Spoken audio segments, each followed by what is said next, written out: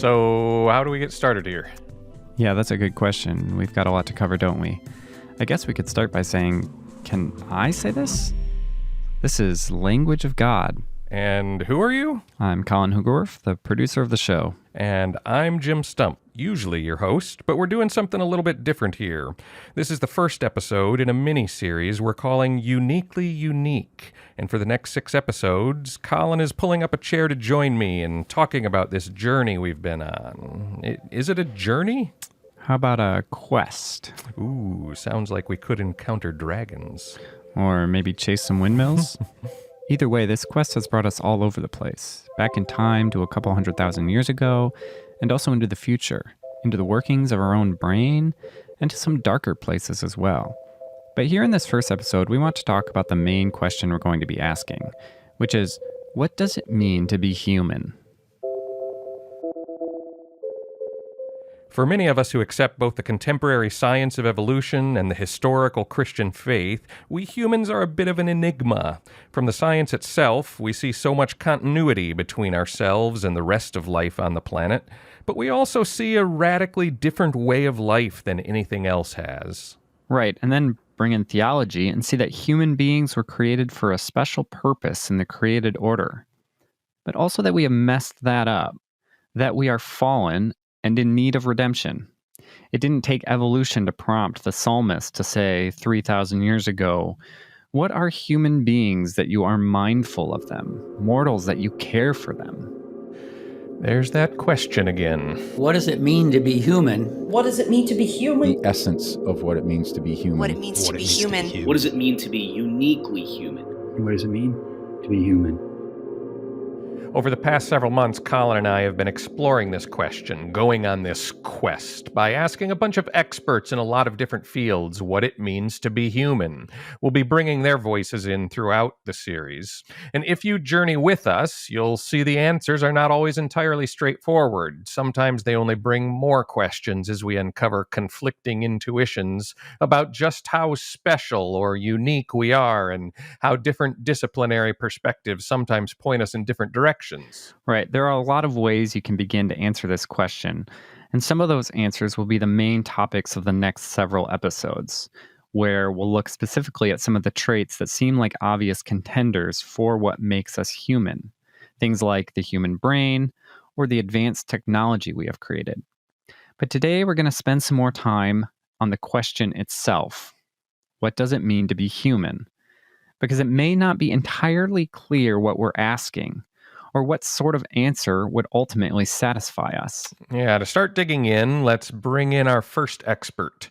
Jeff Schloss is a biology professor at Westmont College and has about as wide of knowledge on these issues as anyone I know. We'll bring his voice in several times throughout the series. Interestingly, the question, what does it mean to be human, itself has to be unpacked for what the question itself means. Because I think in current thinking, it means two different but not mutually antagonistic things. One is, what's our definition or criteria by which we ascribe humanness? So we can ask it in terms of what qualities make humans human. But the second and more difficult but more profound question is, what is the meaning or purpose to which we ascribe to human life? So it turns out that our question, what does it mean to be human, might actually be 2 different questions. The first one is to ask what it is that distinguishes us from other things. So this is kind of like defining our terms, right? We have to know what a human is before we know what it means to be one. Right, and we can ask this of about anything. We might ask, what does it mean to be a carbon atom? And we'd say, well, it's got to have 6 protons. That's one of the criteria for being carbon. That distinguishes carbon from other elements. But I'm not so sure Jeff's second way of understanding the question applies to carbon atoms. What is the meaning or purpose of carbon atoms? So that already makes us think there is something different about humans, since we can ask the meaning question about us. Could be, and we'll have to hold on to that thought. But notice, too, that trying to answer these 2 different questions might pull us in different directions, and we'll need different tools and disciplines to address them. So we also talked to David Lottie about this, and he also distinguished two ways of addressing the question of what it means to be human. David also has wide-ranging interests in this question and has PhDs in both biology and philosophy. And he's been on the podcast before, back in episode 60, where you had a full conversation with him. But then we talked to him again specifically about our question, what does it mean to be human? Here's what he said. In terms of going about answering that question, theology and biology have diverged in several ways in their terminology and in their methods and focus over the years, especially with the rise of modern science. And so we increasingly have to look at humans from two different directions, sort of like a bottom-up or earth-up direction, and then a top-down or heavens-down direction. And so those of us who actually study humans from a scientific perspective, this can almost seem a little schizophrenic at times because, on a day-to-day basis, we're studying humans from the earth-up direction, what we are as an organism, how we got here, what makes us interesting and different from other things that have come up from the dirt, sort of our existence as humans. And there is really no essence. Whereas from a heavens down perspective, or sort of a theological perspective or metaphysical perspective, what are we for? Or why are we here? Where are we going? The Ionian thinkers' questions. And that's a far older question. And it's, in a sense, related to the essence of what it means to be human. And I find that when we investigate in these two directions, the two perspectives meet in the middle in some really interesting ways. So I like the way he puts that. So let's stick with this first part for a little bit. Earth up. How do we distinguish humans from other things? If we go outside, or say we go to the zoo and you pointed at something, I'm pretty sure I could tell you whether it was human with about 100% confidence. Humans are the ones that walk on two legs, communicate with language, wear clothes, tap on the glass barriers at the tiger exhibit to try to make the animals move. And they're also the ones who write books and send rockets to Mars and produce esoteric podcast series about what humans are. All these things and a lot more distinguish us from everything else. But I bet it gets more complicated than that, doesn't it? Yeah, we're going to have to define some terms here. We've been asking about humans, but the scientific term for our species, the one that Earth-up researchers use, is actually Homo sapiens. So when we're at the zoo, you're right, the distinguishing task is pretty easy, and everything you identify as human is also going to be classified as Homo sapiens.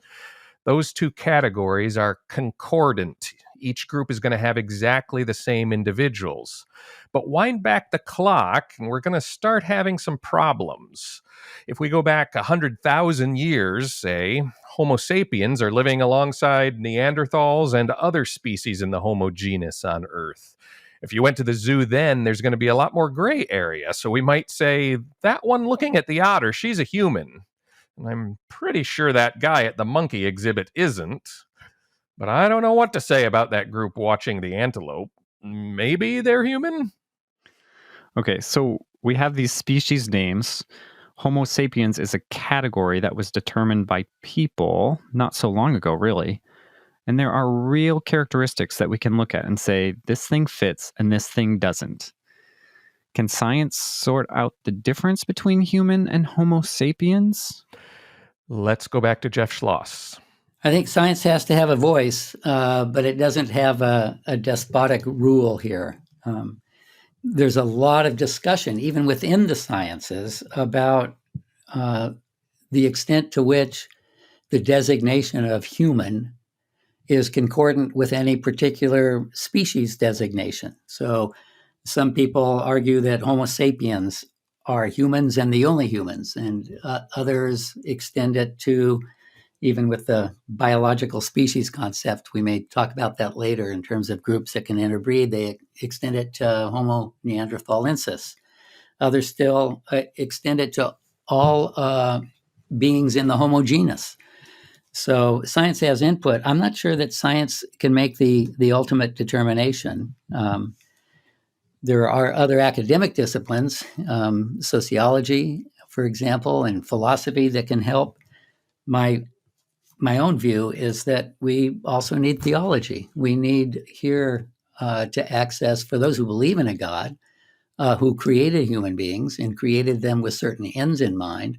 Well, we might want to hear from him about what is fundamental to human flourishing. Let's introduce one more expert here. Helen de Cruz is originally from Belgium, now teaches philosophy at St. Louis University, but also has a second PhD in archaeology and art sciences. Starting to get the impression that it helps to have a wide range of education to address this question. It certainly doesn't hurt. I think the question of what it means to be human, um, there is a way in which you can't give a sort of straightforward scientific answer because the whole concept of a species is in part philosophical. So if you think about, for instance, Linnaeus in the 18th century did a lot of things about, so he defined what a species is, and his idea was sort of species are certain they have certain clusters of characteristics that make them a species. For example, Homo sapiens is a mammal and walks upright and so on. But at the same time, you then get into difficulty with the question of what a species is. If you look at the archaeological record, like where do you make the line? Where do you draw the line between these are human and these are not human? Like, for example, was Lucy, the Australopithecine who lived about 3 million years ago, was she human? So that's a philosophical question. We'll get back to Linnaeus and the concept of what a species is in just a minute. But first, let's understand better what we might be including when we say the word human, because it becomes obvious that it's not the same as Homo sapiens. Helen described a spectrum within the scientific community. At one end of this spectrum, they will say that anything on our ancestral line after the evolutionary split leading to humans and chimpanzees could be called human. Robert Foley holds this view and wrote about it in a book called Humans Before Humanity. But then you have at the other end of the spectrum, you have people like Ian Tattersall, who look at a narrower definition, and they'd like to see humans more restrained as anatomically belonging to the species Homo sapiens, and also maybe, and that's an even more restrictive definition, having what we call cultural modernity or behavioral modernity. I tend to side with the sort of more inclusive definition of basically saying humanity is just, everything after the split between humans and chimpanzees. But that's a philosophical choice, I think. That's not an entirely, there isn't a kind of scientific fact of the matter. Okay, hold on. There's a lot to sort through here. I've got that human and Homo sapiens are different terms or categories, and there's some confusion about the relationship. What are the options? There are essentially three ways we could sort this out. One, you could say that humans and Homo sapiens are exactly the same.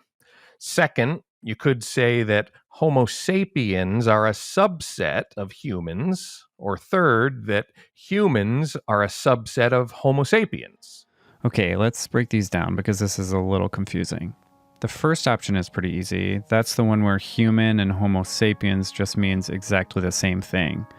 So what about Homo sapiens as a subset of humans? So that means that human is the bigger category, and Homo sapiens are just one kind of human.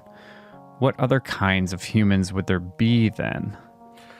Well, Helen said some people want to go all the way back to everything since our common ancestors with chimpanzees. And that's 7 to 10 million years ago, and would include creatures who were just beginning to walk upright, didn't have language, probably didn't control fire or use many other tools. Yeah, that doesn't seem very human-like. No, so I think most people want to restrict humans at least to the genus Homo, which, by the way, is the Latin word for human. So then there would be Homo sapiens, our species, but also Homo neanderthalensis, the Neanderthals, Homo erectus, and several other species. Yeah, now both from fossil records and DNA we've been able to reconstruct, scientists identify at least 11 different species in the genus Homo. And what's really wild to think about is that 300,000 years ago, at least 8 or 9 of these were still around. So the question is, were they human too? And different people will answer that in different ways. And it's not a purely scientific question, as Helen said. Okay, so then what about the other way around, where Homo sapiens is the bigger category and humans is the subset? So then are there some kind of Homo sapiens that aren't human? Right, so we identify the beginning of Homo sapiens around 300,000 years ago. That's the anatomically human stage. Their skeletons look just like ours today. But like Helen said, we identify sometime later when these Homo sapiens became behaviorally modern, when they started acting like we do. Like, you could teleport a person, say, from, Blombos Cave 70,000 years ago, or from Lascaux Cave 18,000 years ago. You could put them here, and, you could raise them, and they'd be just like us. So she's saying we could bring someone here from 70,000 years ago, and we couldn't tell the difference? We'd probably want to take them to H&M, get them some clothes, put the Duolingo app on their phones so they could learn English, but otherwise, yes. So people at the other end of the spectrum want to say only these behaviorally modern humans are really humans. The rest of those Homo sapiens are something else. Yes, and when we bring theology into play, there are people who might restrict the category of human even further by saying only once God enters into a relationship with those Homo sapiens do they become truly human. Then you could have a situation where Homo sapiens have evolved in a group or groups, just the way modern science says, but then at some point, God is revealed more fully to one group of these Homo sapiens, calls them to bear God's image, and these are the true humans? Something like that? Yes, but note again that science doesn't really have anything to say about any of these scenarios, so they're philosophical or theological decisions that have to be made. So human doesn't necessarily mean Homo sapiens. Can we at least ask, what does it mean to be Homo sapiens? Have we arrived at the species problem? Our favorite topic. We've gotten into this a bit on some past episodes, but you and I have talked about this a lot. Argued even? Yeah. So you want to say that species are real things, as though you could bump into one somewhere. I don't think I'd say it quite like that, but you want to say that species is a totally made-up concept and has no bearing on reality. Also, probably not quite how I'd put it. Well, let's see if we can shed some light on whatever our disagreement is. Okay, so Linnaeus is probably a good place to start. He was a botanist and zoologist in the mid-1700s who came up with the idea of a hierarchical grouping of life forms by their similar characteristics. And although many of his original assignments have changed, the hierarchy is still in use today. Most of us learned about this in school. Kingdom, phylum, class, order, family, genus, species. So Linnaeus looks around at the world he's living in, and he sees something which I think to many people seems obvious, which is that there are groups of individuals which are the same as each other or similar. And they knew this before Linnaeus, but what Linnaeus did was start to put names to all of them and a system to how they related to one another. This system has been refined and given all sorts of rules over the centuries since Linnaeus. And the system has, I think, really colored the way we see the world. I was taught the Latin names for trees when I was in school, and so when I walk through the woods, I'm trained to see leaf shape and bark texture, so I can put a very specific name to each individual tree. That's an eastern hemlock, Tsuga canadensis. Oh, there's a dawn redwood, Metasequoia glyptostroboides. The system is really helpful for biologists. We need a common language to be able to communicate about the natural world. But there are problems with the system. Here's David again. The species problem is one of a class of problems that arises anytime you try to take something that's on a continuous process or scale and stick it into strict categories. So in the same way, we have a color problem or a calendar problem, or I like talking about the generation problem. When do you tell when millennials end and Gen Z begins? Because births are a continuous stream of events through time. So even though you're dealing with a real pattern, where you come down to split things in two is a bit arbitrary. The definition of a species that most people are familiar with is the biological species concept, which focuses on the ability of individuals that can interbreed with others in a group. This concept works pretty well for a lot of animals we look at today, but it works less well for certain species which are undergoing evolutionary change, and when you're looking at something that reproduces asexually, like bacteria. And it gets really tricky when you start looking across time. So remember from math or logic class the transitive relation? Sounds like you've gone into professor mode. You want to give us a refresher? Okay, so there are lots of relationships that we claim to exist between two individuals. For example, I might say that I am taller than you. The audience will have to take your word for that, but what's your point? So the point is whether that relationship is transitive. That is, can I transfer it to other individuals based on what we know about the relationship between us? Okay, so you're taller than me, but Francis Collins is taller than you. Right? So if those two things are true, we know with certainty and without having to put Francis and you back to back that he is going to be taller than you. So I guess I don't get to hang out with Francis, but the idea is that taller than is a transitive relation? Yes, stated a little more formally, we would say if A has a relation to B and B has that same relation to C, then A is going to have the same relation to C.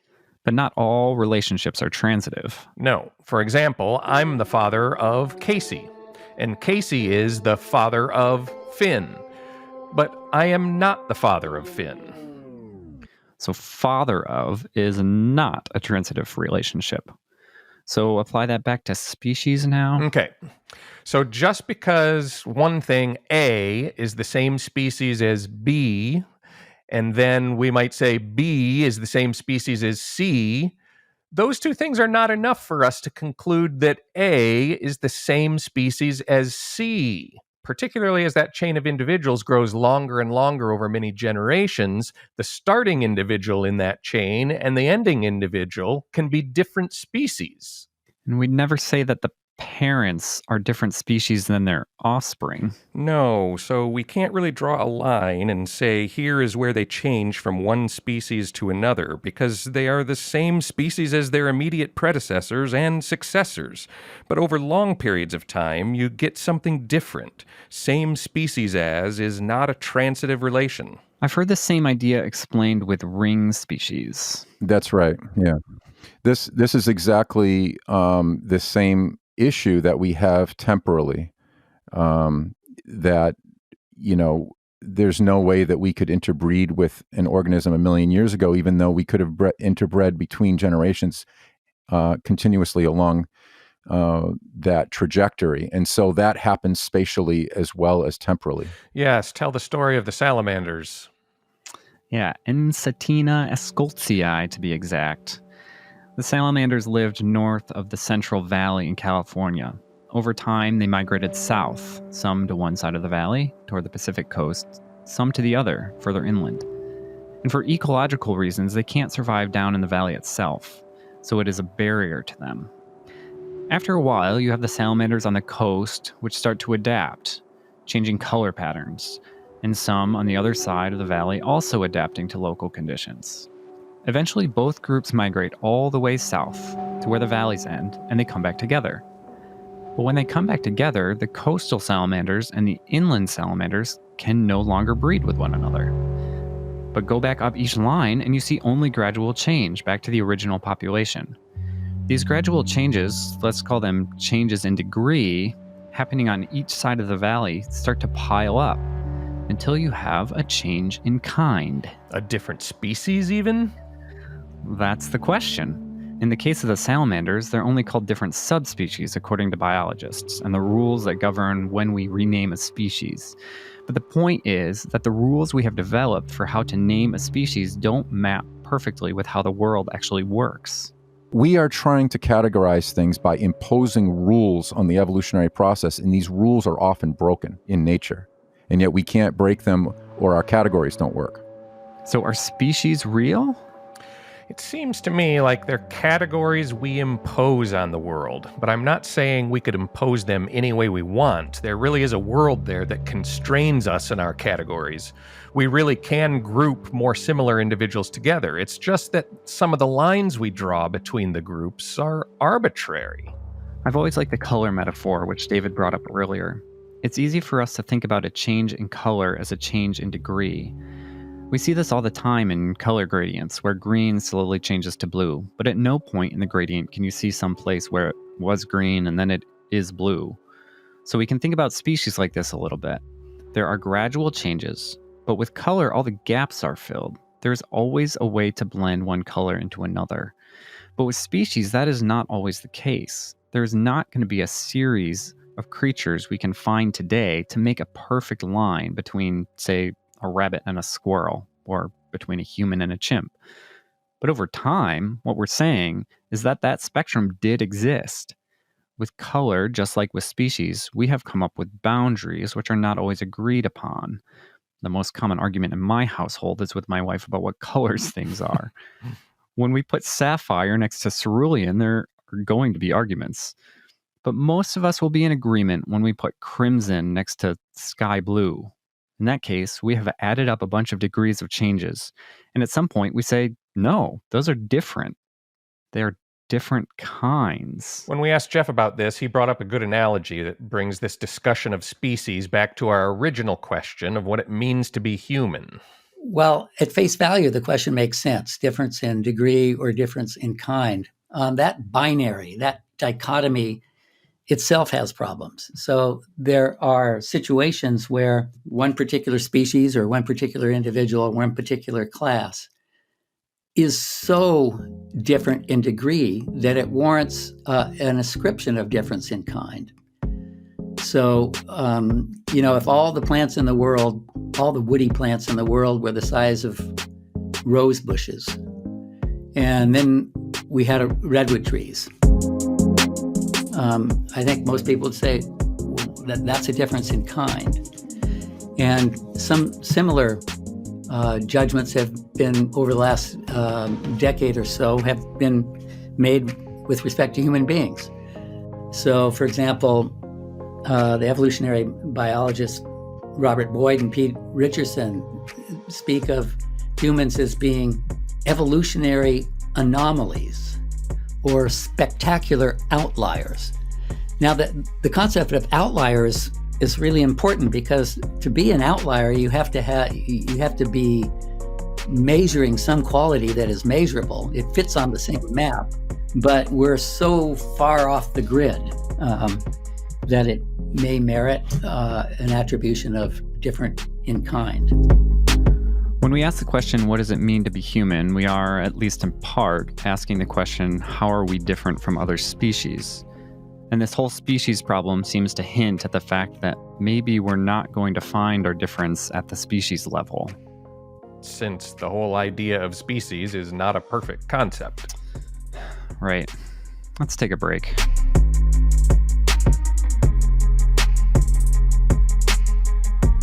Hey, Language of God listeners. If you enjoy the conversations you hear on the podcast, we just wanted to let you know about our website, biologos.org, which has articles, videos, personal stories, and curated resources for pastors, students, and educators. And we've recently launched a new animated video series called Insights. These short videos tell stories and explore many of the questions at the heart of the faith and science conversation. You can find them at biologos.org/insights, or there's a link in the show notes. All right, back to the show.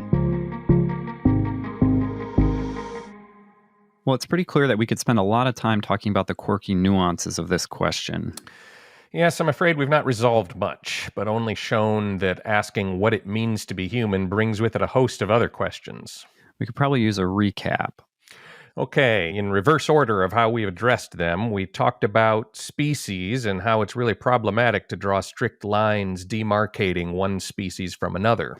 And before that, we talked about the difference some people see between human and Homo sapiens, how Homo sapiens is a scientific concept, but human gets used differently by different people. And what got us talking about that difference is the two legitimate ways of trying to answer this question, what does it mean to be human? One from the ground up, as it were, looking for the characteristics that distinguish us from other things, which is primarily a scientific way of going about it. So then there's still another side of this that we haven't explored, answering the question from the heavens down, as David Lottie called it.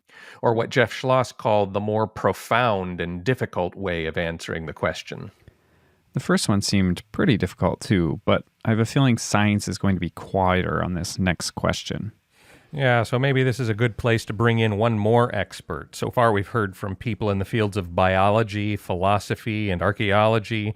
But when we look to the role and purpose of humans, we're not going to get much from those disciplines. Instead, we need to hear from a theologian to bring the heavens down to us.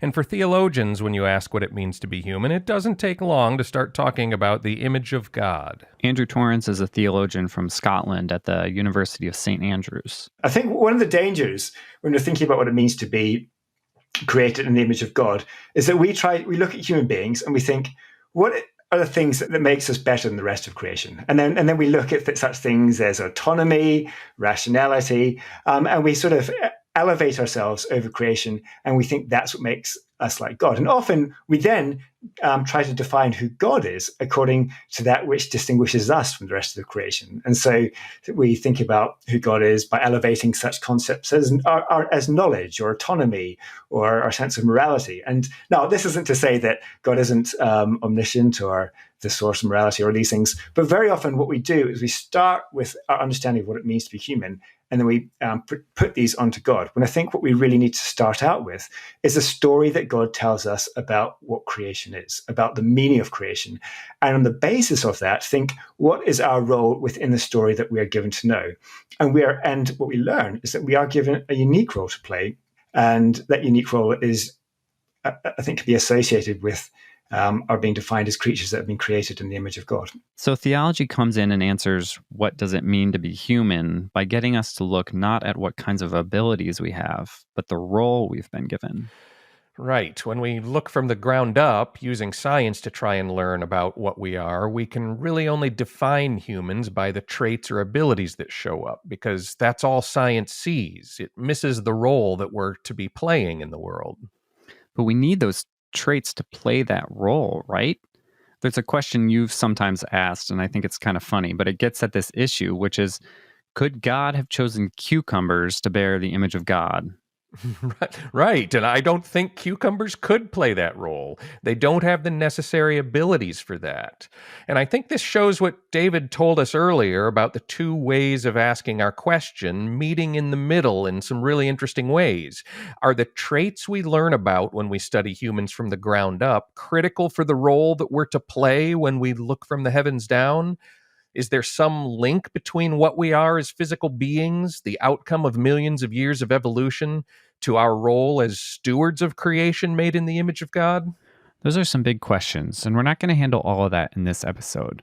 But this does set up a kind of a roadmap for us, beginning with a deeper dive into the biology of us, following that into culture and technology, and then eventually seeing the dark side of being human, which is that we humans are the only things that seem to have the capacity to actually threaten our own existence. So that's a little teaser to where we're going, but we won't end there because the Christian perspective on this issue is one that ends in redemption. And so we'll end really exploring things from the heavens down and what it means to be made in the image of God.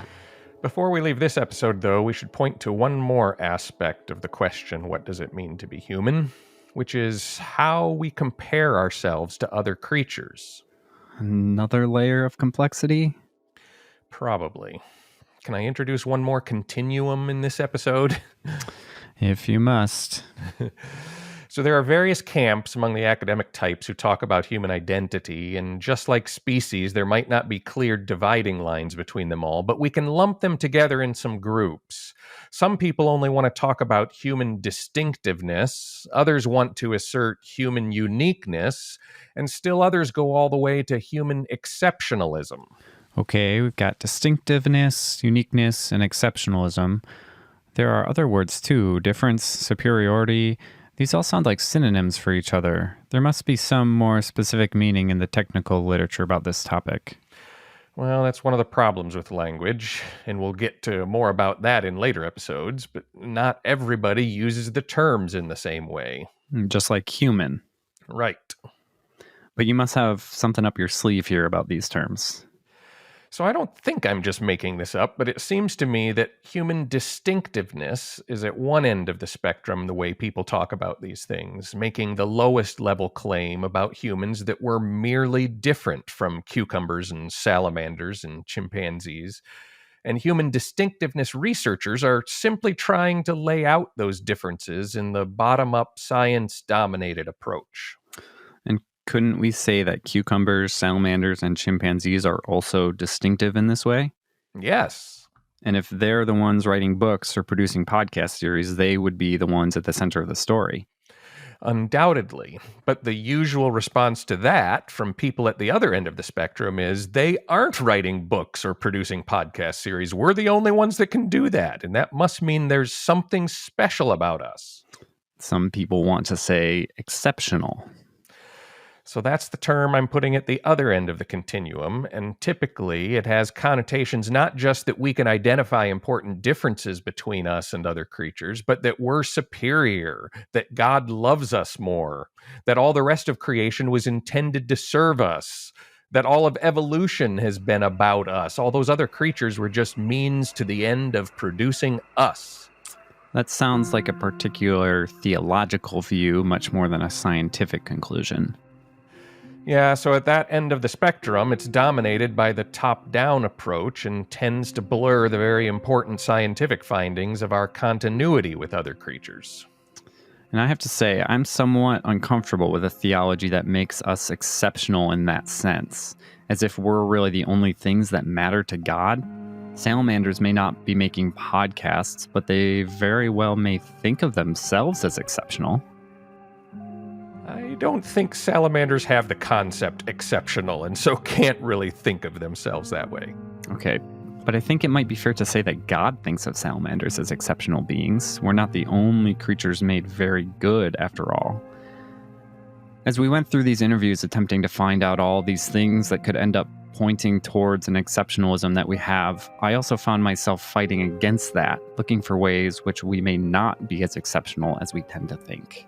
I think you are correct to do that. I think that we have a problem as sort of sensitive stewards that want to recognize God's love for his creation, the fact that we are blessed along with the rest of creation.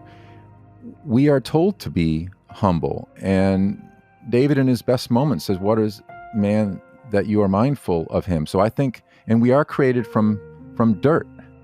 And so it is a very appropriate response to be wary of tooting our own horn. So there are two extremes, and people often use a spectrum or continuum to show how their view avoids the extremes and is right in the middle. So what's in the middle then? Uniqueness. And I'm not sure if it solves anything by simply putting a label on it, but saying that humans are unique is an attempt to see the insights of each side without going to the extremes. Aren't all creatures unique? A cucumber has a set of properties that no other living thing has. Isn't that what it is to be unique? Yes, so we're forcing that word to take on other connotations here. The claim is that we're unique in a way that's different from how other things are unique. So unique means one of a kind. But since each creature is unique, there's nothing so special about that. We must take one more leap by saying that humans are unique in a different kind of way. We are redwoods, while everything else is a rosebush. We are, as Jeff Schloss puts it, spectacular outliers. So maybe we are uniquely unique. If we are going to be brutally honest about it, there is no other organism that learns the way we do and can pile on solution onto previous learning. And that is the reason why we are the only species with these kinds of conversations, with basements, full of books and skyscrapers and and going on to the moon and et cetera, and moving at whatever speed that we can get ourselves up to.